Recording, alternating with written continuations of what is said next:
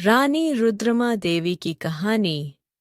रानी रुद्रमा देवी भारत के इतिहास की उन महान स्त्रियों में से एक हैं जिन्होंने अपने साहस, बुद्धिमत्ता और नेतृत्व कौशल से अपने राज्य और प्रजा की रक्षा की।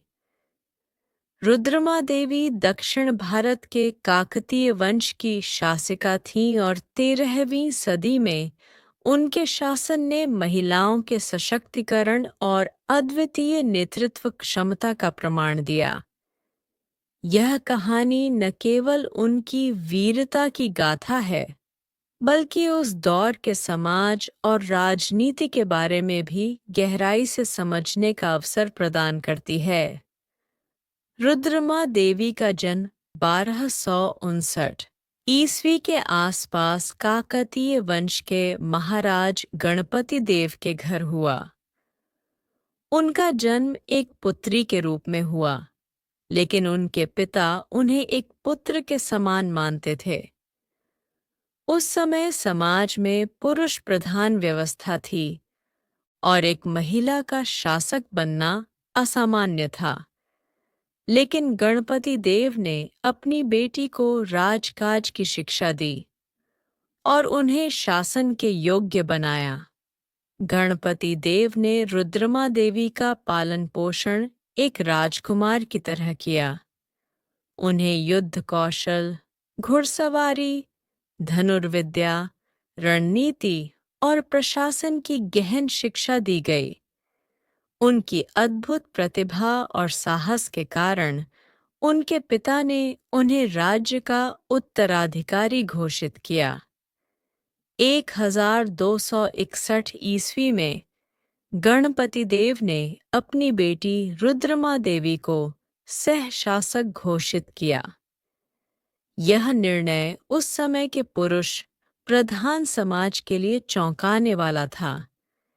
कई सामंत और दरबारी इस फैसले से नाखुश थे। रुद्रमा देवी ने अपने शासनकाल के दौरान समाज और राजनीति की कई बाधाओं का सामना किया। गणपति देव की मृत्यु के बाद 1269 ईस्वी में रुद्रमा देवी काकतीय साम्राज्य की पूर्ण शासिका बनी। उनका शासन मुख्यतः तेलंगाना और आंध्र प्रदेश के बड़े हिस्सों में फैला हुआ था। उन्होंने अपने शासनकाल में कई सामाजिक और राजनीतिक सुधार किए। रुद्रमा देवी ने अपने शासनकाल में काकतीय साम्राज्य को एक सशक्त और संगठित राज्य बनाया। उन्होंने सामंती व्यवस्था को कमजोर किया और स्थानीय प्रशासकों को अधिक स्वतंत्रता दी। उनके शासन में किसानों और व्यापारियों को विशेष अधिकार दिए गए, जिससे राज्य की आर्थिक स्थिति मजबूत हुई। उन्होंने प्रजा की भलाई के लिए कई कल्याणकारी योजनाएं चलाईं। सिंचाई व्यवस्था, जल प्रबंधन और बुनियादी ढांचे का विकास उनके प्रशासन की प्राथमिकताएं थीं। उनके प्रयासों से राज्य में कृषि और व्यापार को बढ़ावा मिला। रुद्रमा देवी न केवल एक कुशल प्रशासिका थीं, बल्कि एक महान योद्धा भी थीं। उन्होंने अपने राज्य की सीमाओं की रक्षा के लिए कई युद्ध लड़े।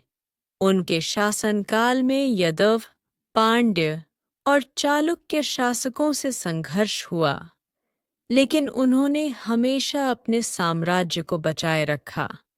उनकी सबसे बड़ी सैन्य उपलब्धियों में से एक था उनके विरोधी सामंतों को हराना। कई सामंत उनके शासन के खिलाफ थे और उन्होंने विद्रोह किया, लेकिन रुद्रमा देवी ने अपने साहस और कुशल रणनीति से इन विद्रोहों को दबा दिया। उनकी सेना में महिलाएं भी शामिल थीं, जो उस समय के लिए एक क्रांतिकारी कदम था। उन्होंने साबित किया कि महिलाएं न केवल प्रशासन में, बल्कि युद्ध के मैदान में भी पुरुषों के बराबर हो सकती हैं।